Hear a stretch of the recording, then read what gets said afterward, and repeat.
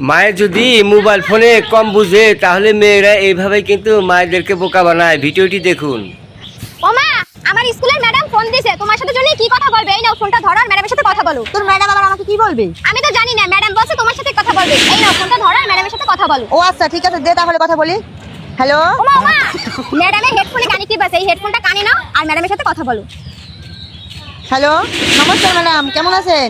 এই তো দিদি ভালো আছি, আপনি কেমন আছেন? হ্যাঁ ভালো আছি। বলছিলাম কি ম্যাডাম, দিদিদের স্কুল না এই গরমের কারণে 1 মাস ছুটি আছে। ও তাহলে এক মাস ওরা কি করবে বাড়িতে বসে? ওরা তো বলছিল যে কোথায় জন্য ঘুরতে যাবে, তাহলে যেহেতু এই 1 মাস বন্ধই আছে তাহলে ওদেরকে ঘুরতে পাঠিয়ে দেন। ও আচ্ছা ঠিক আছে, যাবে তাহলে, কোনো সমস্যা নেই।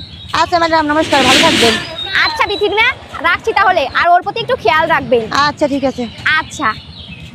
ও মা, ম্যাডাম কি বললো তোমাকে? বললো যে তোদের নাকি 1 মাস গরমের ছুটি বন্ধ আছে। হ্যাঁ মা, ম্যাডাম তো বলছিল যে আমাদের গরমের জন্য 1 মাস ছুটি আছে, আজকে থেকেই বন্ধটা দিয়ে দিল। হ্যাঁ দিয়ে দিয়েছে। তাহলে 1 মাস কি করবি বাড়িতে বসে তোরা?